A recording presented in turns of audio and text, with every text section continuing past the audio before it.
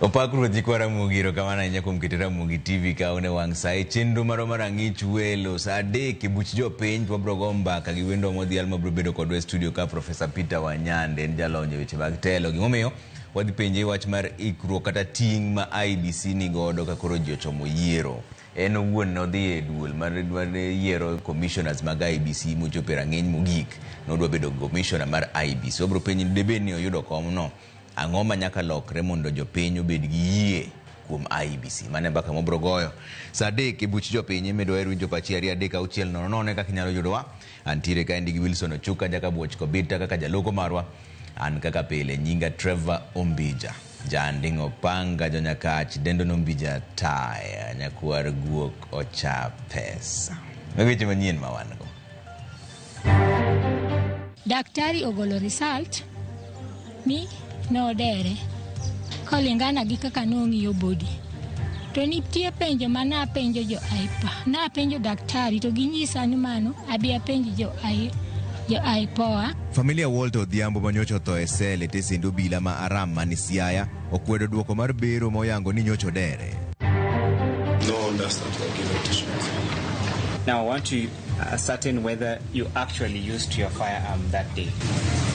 I never used my firearm that particular day. Obila Isaiah Muragiri okwedo ni ne oko nego Rex Masai e ng'anyo mag Gen Z kendo ni ne onge kata tich odichieng'no. Samples have been sent to our Camry labs in Kilifi, and we will tell the country what's going on. As soon as we receive reports, we shall be able to share with you. No cause for alarm now. Migao mar thieth owacho ni nonro osechakore kendo luoro kik bedie wi muoch mar tuo magalagala mosenego ji 4 Mombasa.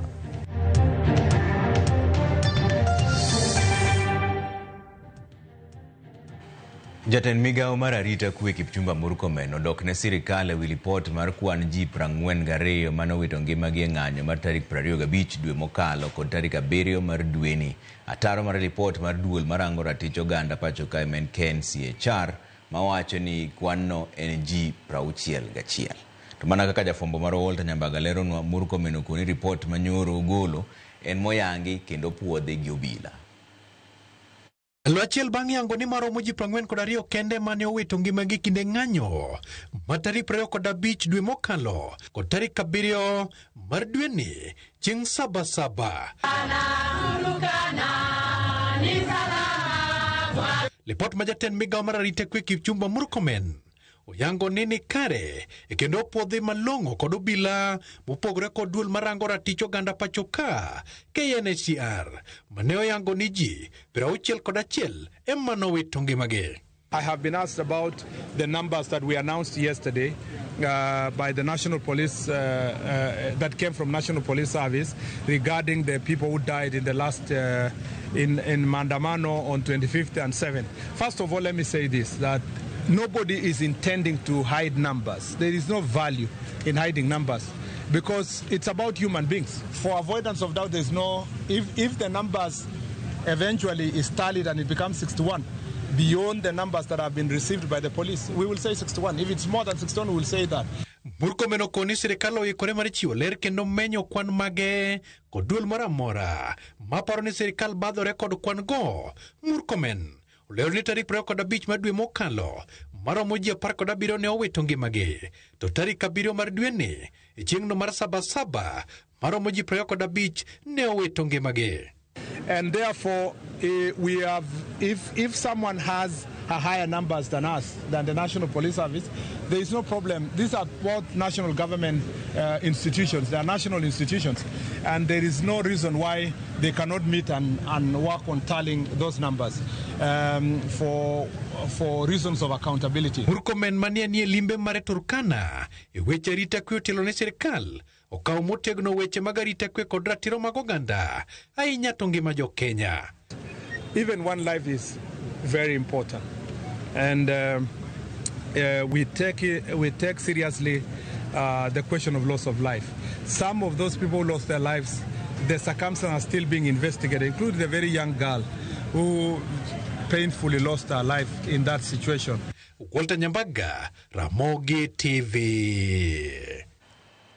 Ringre rawera Juliet Wangai ma jahigni 24 manotho e od ang'ech ma Nanyuki otimne bero, to kata kamano chenro mar bero ok ochiwo duoko kaka nowinjore. Kaluwore gi jobero mag piny owacho Peter Ndegwa, nitiere dwaro mar nono ringreno matut mar fwenyo makare gino manyalo bedo ni nokelo tho mare. Ndegwa kod jobero mamoko koro dwaro rango duoko mag bero mar wich manotimne Wangai kod rango chal mare mar kuonde dende duto te. Gino mibiro chiw duoko mare jumbe 2 mabiro.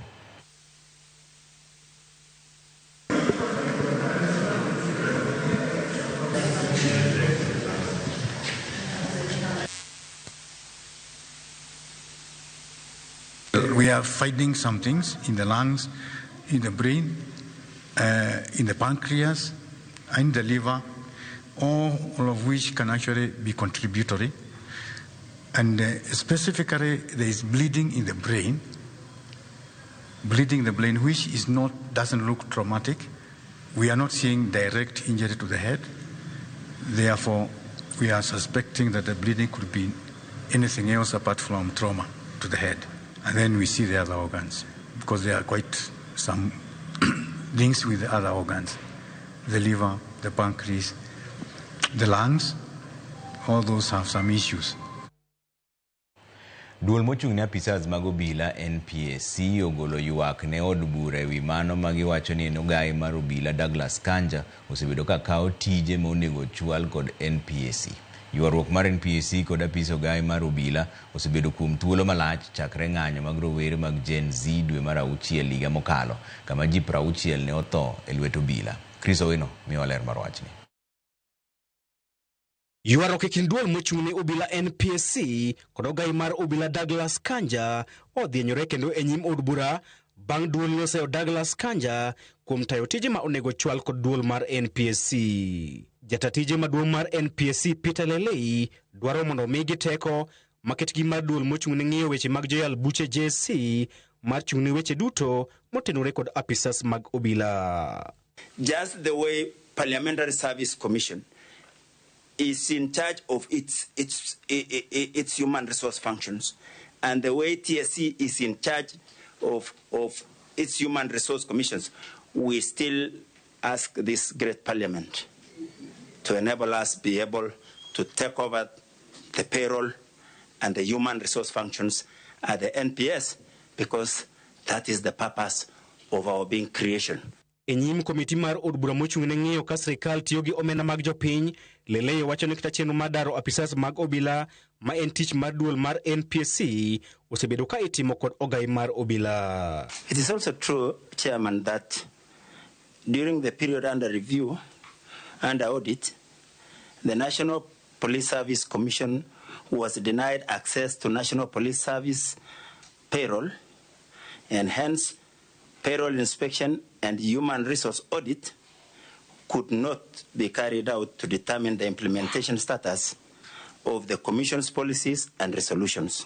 Jokanyo mag komiti no onyiso ich wang' margi kendo soko wang' duol mar NPSC kuom weyo tijgi ne Ogai mar obila ataro mar chik. I see Inspector General of Police announcing transfers.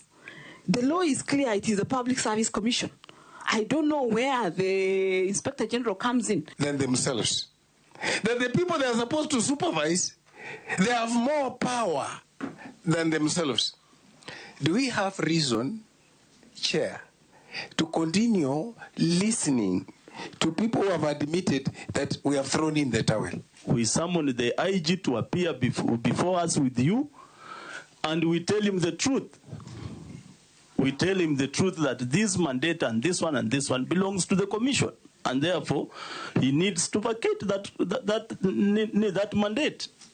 You need to be black and white, not to hide, because if you read the way you have done your response, it's like you are fearing somebody will blame me. Kaluwore gi ywaruok makamano, komitino ochiko duol mar NPSC kod Ogai mar obila Douglas Kanja mondo chop e nyimgi kaka yo mar tieko gwandruok manie kindgi. Chris Owino, Ramogi TV, Nairobi. Director Migao mar thieth e pacho ka endi Patrick Amoth koni onge luoro kaluwore kod gino ma ichichgo ni en tuo makoch mane onego ji 4 e gweng' ma Matangini e Changamwe mani Mombasa. Ma endi en bang' luoro kwako jodak ma Changamwe kendo dwaro ni piny owacho tim nonro mapiyo mar yango tuo manokelo tho mar ji 4 e gweng' achiel. Not established any clear pattern. Our team is on the ground, led by the Chief Government Pathologist, Dr. Johansen Odror. As soon as we receive reports, we shall be able to share with you. No cause for alarm now because some of the cases are reported to have had coexisting conditions, and they have been in contact with the health facilities.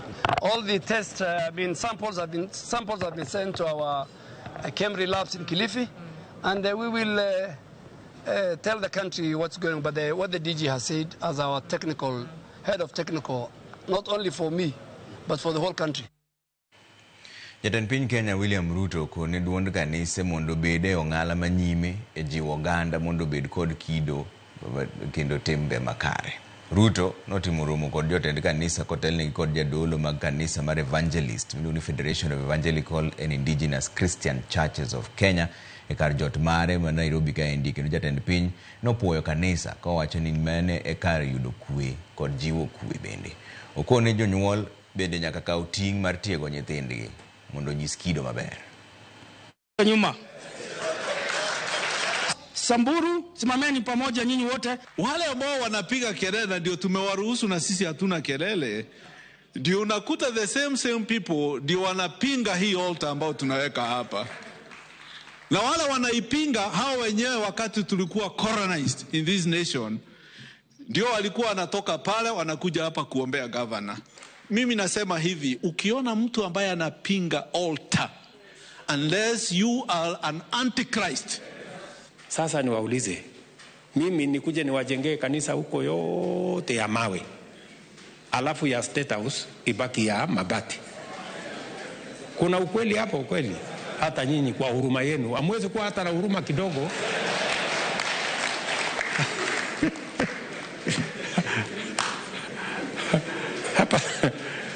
Hapa State House tuko na familia nyingi. Nyinyi mnafikiri hapa State House ni mimi naishi hapa peke yangu? No, tuko na watu wengi, tuko na familia karibu 300 hapa. Askari, wafanyikazi wengine, nani wako hapa. So wacha niwaombe ruhusa, tafadhali muniruhusu nijenge kanisa ya Mungu hapa. Jatend migao mar omenda John Mbadi oyango ni piny owacho osiketo kenge mag neno ni nengo modhi kod nengo mar ngima odok piny. Ne wuoye nyasi manobagi gi jokanyo e sekta mar modhi kamose manen jakom komiti mar budget e od bura machon manondindi nyoro kuom kwedo kenge ma sirikal temo kawo mar bero uchumi mapacho ka endi kowacho ni ndalo mane ne kom notero thoth dongruok e gwengegi. Lydia Okeyo nigi ler mar wachni. Jatend migao mar omenda John Mbadi okwedo weche ma osebed ka iwacho gi jaod bura ma Kiharu Ndindi Nyoro ewi medruok mar nengo mauta e pacho kae. Gino mowacho ni obedo kaluwore gi lweny ma osebed e kind piny Iran gi piny Israel. Gino manyuolo penjo ewi okenge ma sirikal biro kawo mar kelo fuong'ruok ne jopiny e nengo mauta. You know, when you start misreporting things and giving statements that are not factual, and you have been chair of the Budget and Appropriations Committee, then you leave Kenyans asking questions whether you have what it takes to offer leadership in whatever level. Because you cannot say that the prices of petroleum products have gone up because the government has diverted stabilization fund to finance, to pay or to take loans that are secret. What is secret about securitization? Oseo Nyoro mabende ne en jakom machon mar komiti mar budget e od bura kuom seo kenge ma sirikal osebedo kakao mar bero chumi, kowacho ni ne orem kawo kenge mowinjore kaka jakom komiti no e kinde telo miyo onge kod ratiro mar geto chenrogo gi weche magoyuma. Because there are people who believe that Kenyan resources belong to a few group of people. And this is not ethnic, this is the reality. Honorable Ndindi Nyoro, give us a break. You were the chairman of Budget and Appropriations Committee. You didn't do much. Allow me space to do better and improve things. By 2027, tutarudi kwa wanya.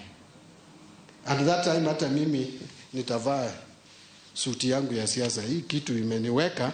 I cannot even... You know, now I'm a minister.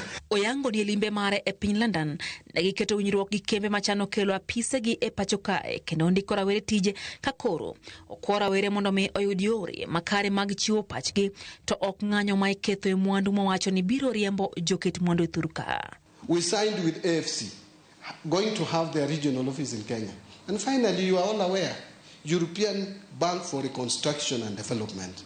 Parliament approved. They are coming here. They told us by September they are putting up adverts to recruit Kenyans to be employed in that company. How will these people be encouraged when what they are seeing in BBC and CNN is people who are vandalizing shops, who are going everywhere, and then you say that those people were transported by trucks to those areas. They were transported, yes, to Kirinyaga.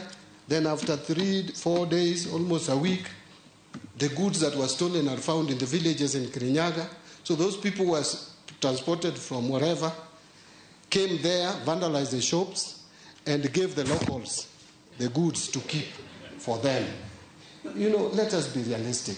Badi onyiso yie mare ne piny Kenya ochomo kama ber ahinya te yore mag uchumi to magi duto yango ni biro nyalore mana ka oganda jo Kenya onyayo kwe kendo bedo gi yie kuom piny owacho. Lydia Okeyo, Ramogi TV, Nairobi. Isaiah Murangiri ma en obila kendo achich e buch nek mar Rex Masai manochiel gi magina ma owito ngimane kinde ng'anyo mag kwedo paro mar chik komenda ma higa mokalo ne ochopo e nyim doho mar chiwo duoko e burano. Isaiah kata kamano okwedo ni ne onge boma ma Nairobi kaendi kendo kwedo picha ma otang' ne doho. Jafwambo maro Armstrong Osutwa miwa ler. E nyim doho kinde bura mar nono tho Rex Masai, apisa mar obula Isaiah Murangiri ne okwedo neno ma itudego gi nek rawerano mane onegi e ng'anyo mag Gen Z ma higa mokalo. On 18th, you are in Ngara, you never came to I never came to town. That is not you. The person in blue, grey jeans, black shoes, walkie-talkie. I'm not the only one. That is not you. Not me on. Pichni no ochwale do kaka neno ma nyiso ni Murangiri ne en achiel kuom apisas mag obila mane or mar gawo jong'anyo bang' tamore ne onge e tich chieng'no. To tok kane openje ka be onyalo fwenyo ni mbala ma en go e dende chal gi mano ma picha nomako ne odagi. Please face the court. Beneath your left ear, Yes, sir. do you know of any spotting on your face? I don't. There is one. Please touch the bottom of it. Touch towards, yes, just a little higher. Good. Just a little higher. There. Is there anything familiar on your face that you know as a mark on your face? Neno mag report mawuok e kambi tudruok mano ma tarik 20 chieng' mane Rex Masai wito ngimane e lwet obila ne nyiso ni kar saa 8 gi dakika 30 kaachiel kod saa 2 chieng'no Isaiah Murangiri ma en achich maduong' e burano ne ni kod simbe mar ong'we yamo machiegni gi Intercontinental ma yudore Uhuru Highway.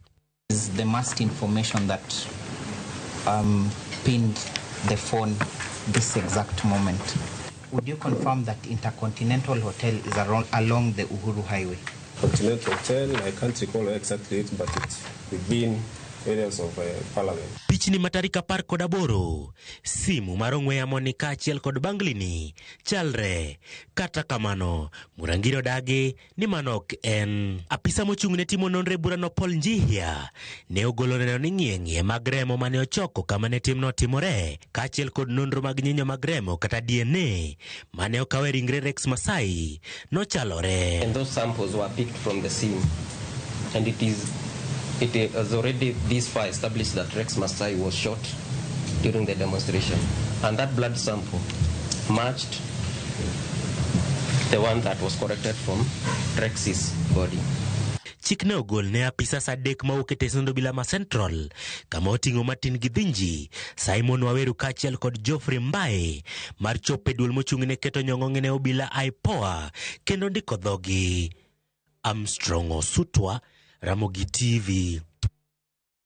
Bas wadhi yo moro matin to dugo bang' dakika moko machuok taneno kuseoro te mar 2:600 Ramogi TV maendi Barak Ndama wuod watho ng'er kadem oimore treva weche moko ditami kata mana pimo mosna baba na Joseph Ndama min Lili gi Honorable Mark Nyamita erokamano ahinya. Ramogi TV oimore treva jodolo gi osechako duoki kende box awuoro kwe ma walamo otino maber ne joutende duto gi Honorable Charles Owino ma Fred Osuru ko Adandora erokamano ahinya. Udugo bang' dakika matin kik idhi mabor ahinya.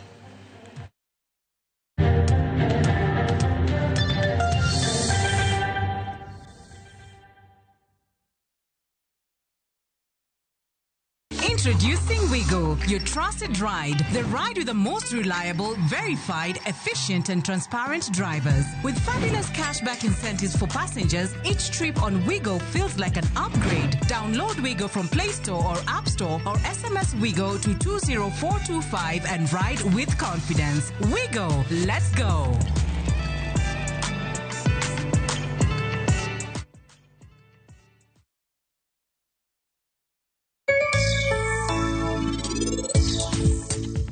Hoho mora mora mipidho kochiek moromo motegno to nyako tan to kala. Koro hoho kae kasa moro obete chiro mokwa use gimwatimo watuoye ga sun drying warege mobed powder ite gimilong ne paprika. Paprika en ga hoho makwar moreg mobedo powder. Wakulima gin gi enjoy the time of being patient. Ema koro mond girit mondo lokre no. Koro yudo ka value ne koro ni malo moingo mara lumcha.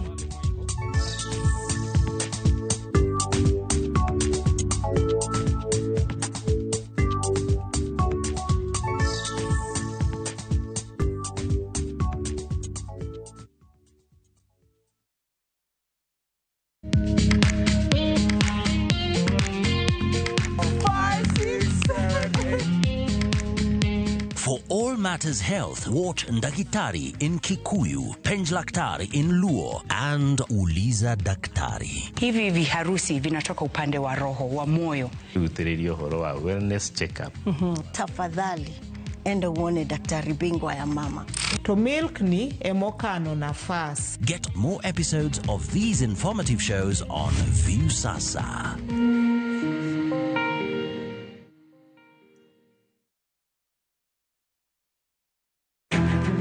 Wakelo ni chenro mar ohala kod lony gi dongruok mopogore opogore. Ohand kinyosi nigi pesa kitimo gima dwarore. Weche makende moa kuom jogo makelo lokruok e ngima dhano. Ohala ber nikech ohala puonji managerial skills. Lek ma in go iriembe mineni gigo chopo. Chakre gi jogo mane ochako ohala manyien. Kalure gi kaka nachako gi kuma achope. Ohala ni en ohala maber. Nyaka jotelo molony e timo ohala. Akwa jodala wate odogi ohala. Ne pek mane gikalie. Pod waonge uhuru mar ohala. Loch mane giyudo kod kinda mane gitimo e manyo gik mabeyo beyo. Ka johala ok inyal chako project ka ionge gi market. Tudri gi Cleophas Oluoch e ohala gi mwandu. Tich ang'wen ka tich ang'wen chakre saa 1:45 otieno.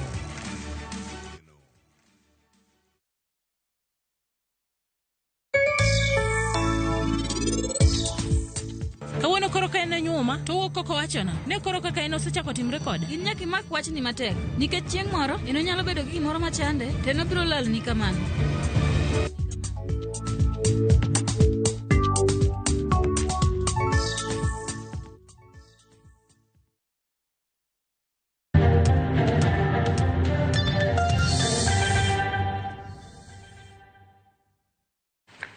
Erokamano kuom keto Ramogi TV ka wadhi ne weche manyien mbele ka en ni jokanyo mag duond bura mar ODM bade ma Nairobi kotelnegi kod jakom margi ma en jaod bura ma Makadara George Aladwa okone duol matayo yiero pacho ka IBC mondo otim ikruok maber mar biro timo tije marito gi mbele kae. Aladwa okone IBC ni kod yiero mathoth madundo mag kuonde chung' ute bura manodong' nono kendo koro nyaka giikre ne tich makamano. Kane gitimo romo mar ODM bade ma Nairobi jokanyo yiere mar tego ODM e kinde ne bende ne gikwedo jatend DCP party miluongo ni Rigathi Gachagua ni okung dhoge kendo we donjore kod ogaye mar ODM Raila Odinga. We commend the government for the full reconstitution of the Independent Electoral and Boundary Commission after a long struggle accompanied by attempt of sabotage We urge the newly constituted IBC to immediately embark on preparation to hold free, fair, and credible elections in 2027. We call all the politicians who are dissatisfied with the President Ruto and his government to prepare to face him at the ballot under the new IEBC. Wala watukana baba, nimeona former deputy president akiwa Amerika akitukana baba left and right. Nataka kuambia Gachagua, siku zako za siasa zimeisha. Wewe huwezi compare mambo yako na baba. Tulisha kuimpeach kwa uko nyumbani. Baba sio rika yako na baba atakuwa rika yako. Sisi tuko nyuma ya baba 100%. Tuko nyuma ya William Samoei Ruto na Raila Amolo Odinga. Jatend migao mar thieth Edan Duale osingoloro ute thieth mamoko 1,000 e chenro mar puodho rang'iny mar thieth ma ichiwo ne jo-Kenya.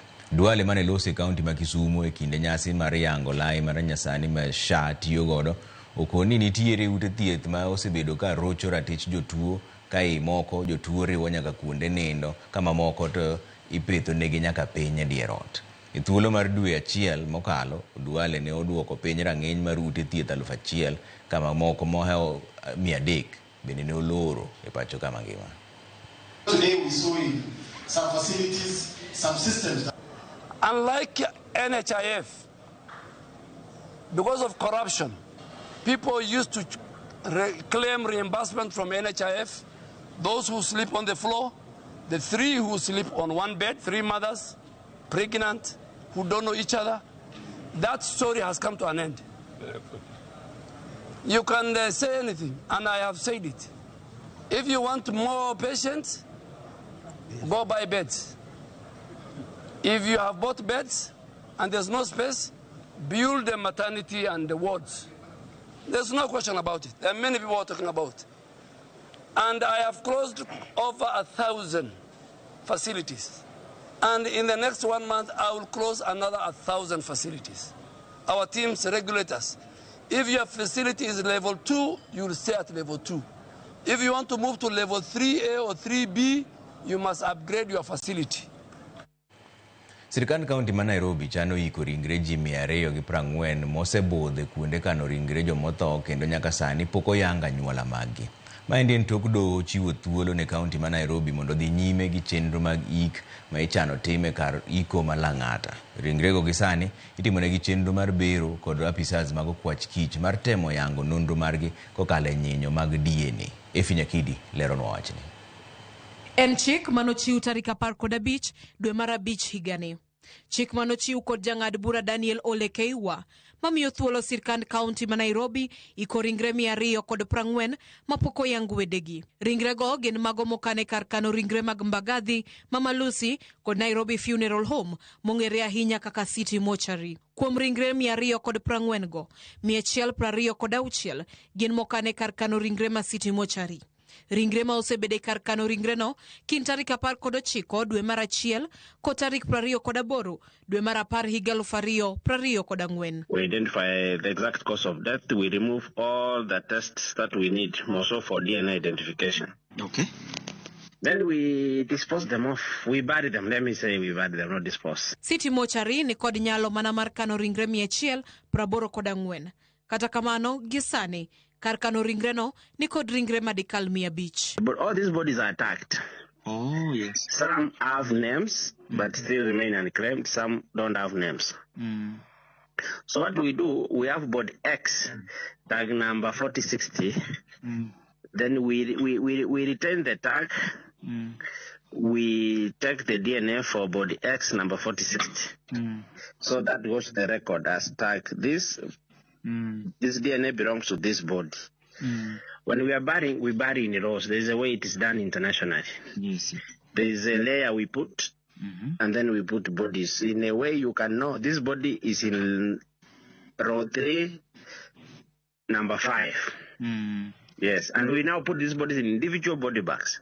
So it's very easy. Even if it is 10 years, 20 years, you can still get that body. Kuom ringre 126, 20 osetiek timne gibero mar fwenyo nyinjo mag DNA. Kendo chenro no igeno ni biro dhi nyime nyaka tiek ringre duto. Tend kaunti ma Nairobi omedo jiwo anyuola mamanyo wedegi mondo mi ochope kuonde kano ringrego mafwenyo kapo nono ginyalo bedo kanyo motelo ne iko ringrego.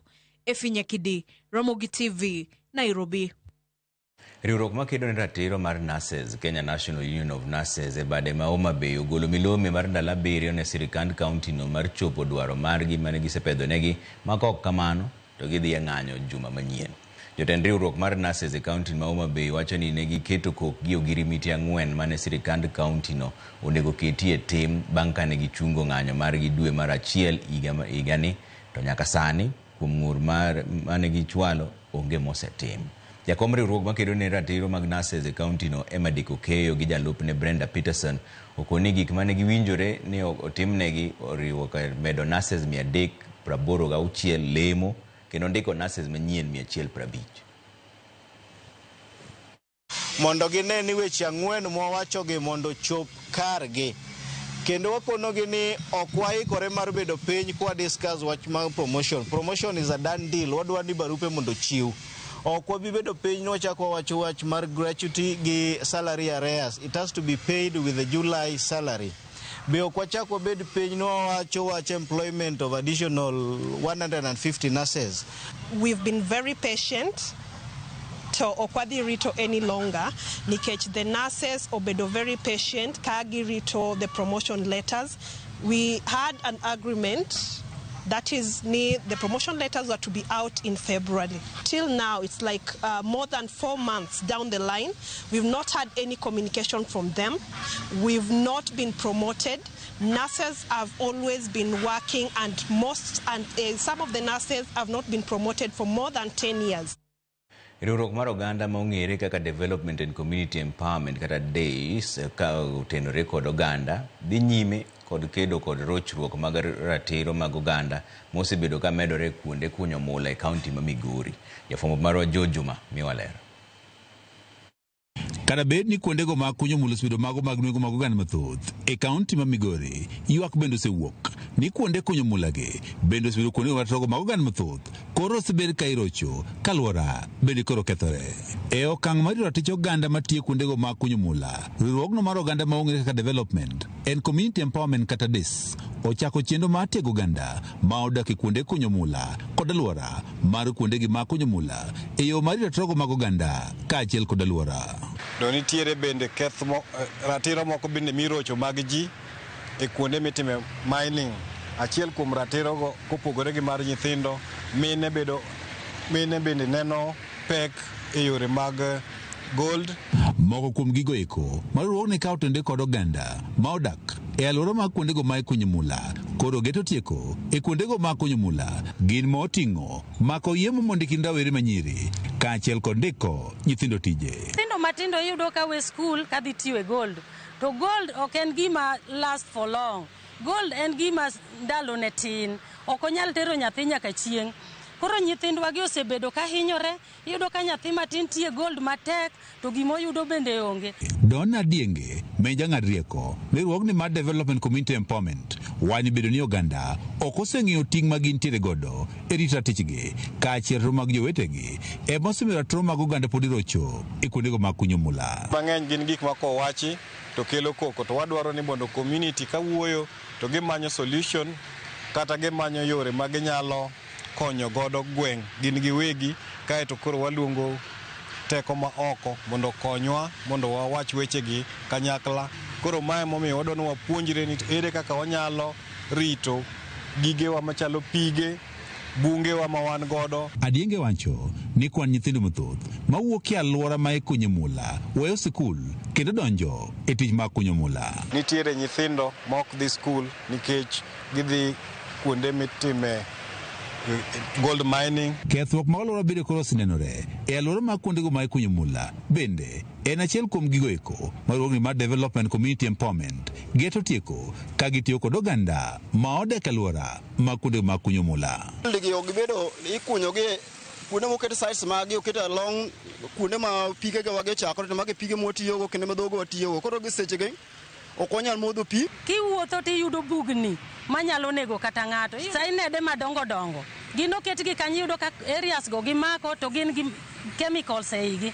Sama gin gi chemicals eigi giyudo ka nyithindo idhe kendo tuge, iyudo ka koth chwe, gimol ka gichika ora. Oko bende pige go ema gituomo giluoko go sande. Koro iyudo ka most of our people are seriously affected. Tiere chemicals mang'eny makoro sani dwa tamo jowa tiyo kod pige maler, to osegike okang' makoro pige kata aore mantiere kuondewa ma watime goldi, jomoko ole chemicals kendo kata jamni magwa ok nyal bedo gi ngima maber. George Juma, Ramogi TV, Migori. Doho ma Nairobi ochiwo chik ni maki jaod bura ma Juja George Koimburi ma endi ne bang' jang'ad bura bang' jaod bura no rem chopo e doho kaka ne onyise mondo oduok penjo ewi okang' mare manotekore wuon kendo riambo ni ne oteke. E bura no achije moko 4 kama oting'o MCA ma Kenya Nyaini Grace Ndutawa Irimu to nowe thuolo gi rambun mar siling 300,000 moro ka moro bang' dagi yie ketho mane osomnegi. Itudo gi ketho mar rocho kenge mag yudo ratiro. Okinde mag jomin bura onyiso doho ni Koimburi ne otekore wuon tarik 25 dwe mar 5 gani e gweng' ma Migudhe ma yudore Juja e kaunti ma Kiambu, kaesto bang'e noyude puodho moro mar kahawa kinyne. Iwacho ni ne otemo geng'o meko mare mondo kik make nikech ni manye ketho mar mibadhi mar lowo.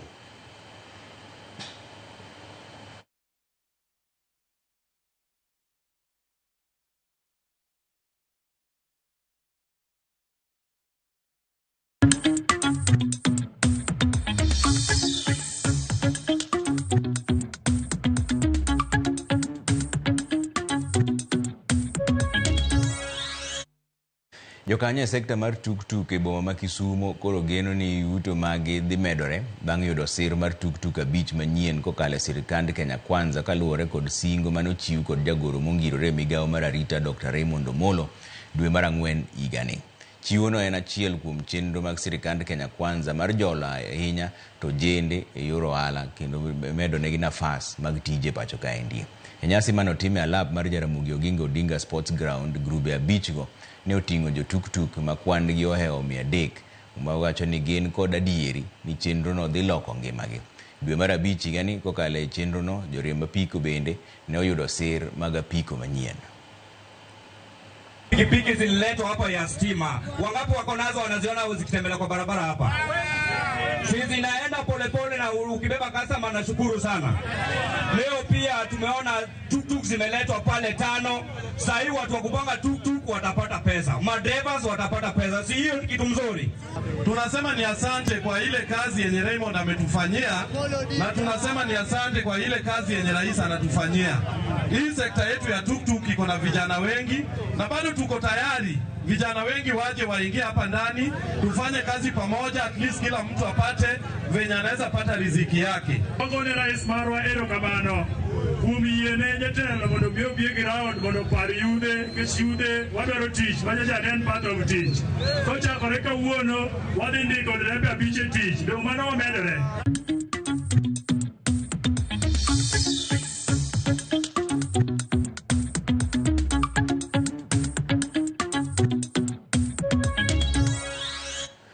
Baso di yuyo moro machuok taneno kusehorote mar Ramogi TV an jamta wuoda wasi boda wachni driver Ramogi chopo no yo maler sana erokamano ahinya.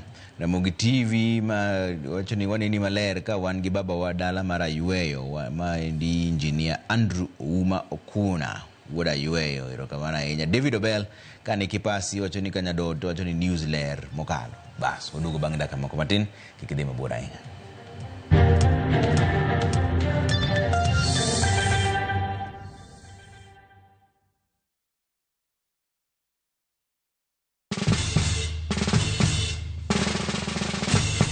Guess what? Citizen Duca now delivers! Get amazing discount on your favorite essentials and have them brought straight to your doorstep, all for just 200 shillings delivery fee. Go to citizenduca.com, select the product you want, pay, and we'll handle the rest. Citizen Duca, the home of discount.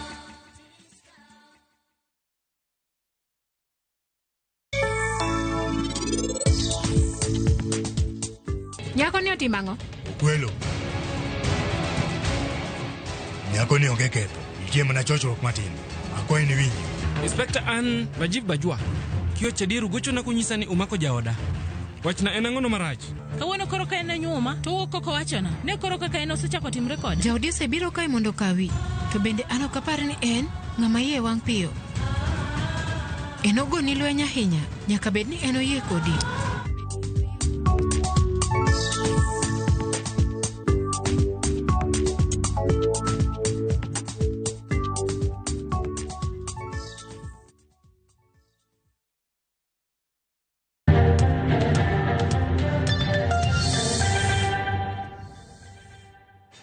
Orwako kende chenro mar rang'ich welo ni familia mar Walter Odhiambo ma en rawera ma jahigni 24 manyocha otho e tesend obila ma Aram mane sub county mar Arieda, Siaya juma mokalo odagi duoko mar biro ma oyango ni rawerano ne odere e sel.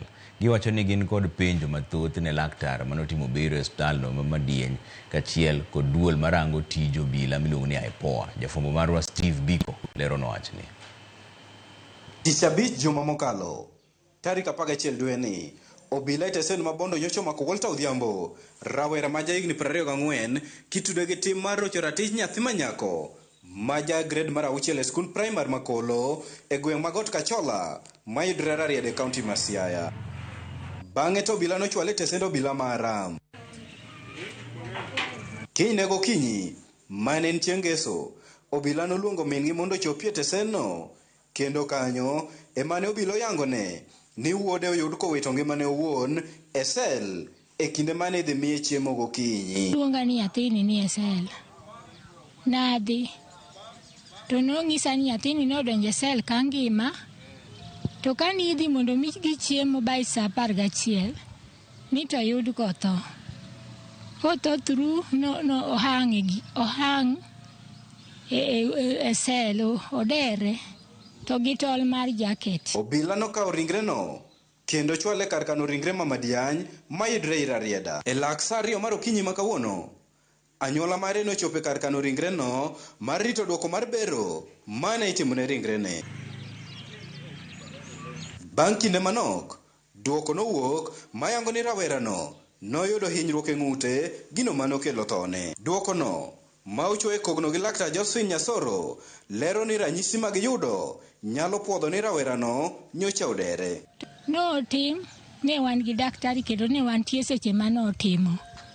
Daktari ogolo result ni nodere kolingana gi kaka nong'iyo body. Kata kamano, min mare mane ochoyo wang'e sach berono nodagi yie gi duoko makamano kopenjore kaka obila noyiene wuode mondo odonje sel gi jaket man kod tol matin mowacho ni ne ok nyal kawo ngima nyathine. To nitie penjo mana penjo jo IPA. Na penjo daktari to ginyisa ni mano abi apenjo jo IPOA. To penjo no apenjo jo IPOA to apok giduoka. En penjo niya ei sel be thuolo nitie mondo ng'ato donj gi jaket mane nyathini odonjo go korwako. Mar ariyo, tol mane inyisa mar jaket ni nyathino ohango modere en tolo moro matin kalure gi body ma nyathino. Ok ne an gi yie ni onyalo dere gi tol. Kata odoko ni nokoyudo duoko ne penjono, owacho ni chenro mar yik to nyaka dhi nyime. Wadwaro ni mondo wagole Mortuary 21st to waike 22nd. E kaka ne wachano kaka family. To wachano kamano to rem pod ng'eny. Koro awaneno ni en ng'ama osetho. Kuom mano, ne gikwayo piny owacho ahinya to bad migawo marango tij obila mondo odonjre e wachno mar neno ni giyudo ratichgi. Ng'at man gi kony manyalo konya kuom wechego mondo konya. Nikech thogno aneno kaka duoko ok ni kare nikech penjo madwana jo IPA oduoka to ok giduoka. Koro aneno ni pod okan gi aidira e wachni. Okang' mane Ramogi TV okawo mar twak gi jaberono ne ok onyuolo lemo ni mar ne odagi chiwo duoko ne kamera. Steve Biko, Ramogi TV, Siaya.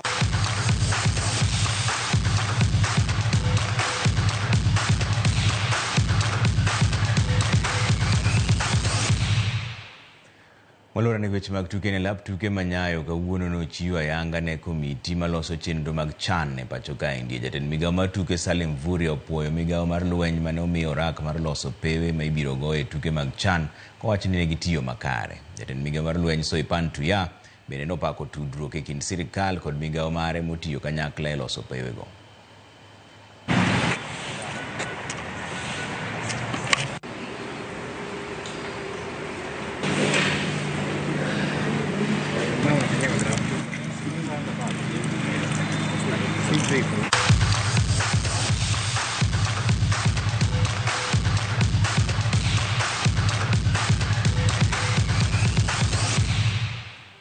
Bas mane kama olore chenro moro mar ang'ich welo ka wantiere ka gi Wilson Ochuka jakabuoch kopita kaka jaloko marwa ka Nyasaye yie to biro duogo kendo saa 3 an kaka pile. Nyinga Trevor Ombija, Jandingo Panga, Jonyakach, Denver Ombija Taya, Nyakwar Guok Ocha Pesa. Wanere saa 3.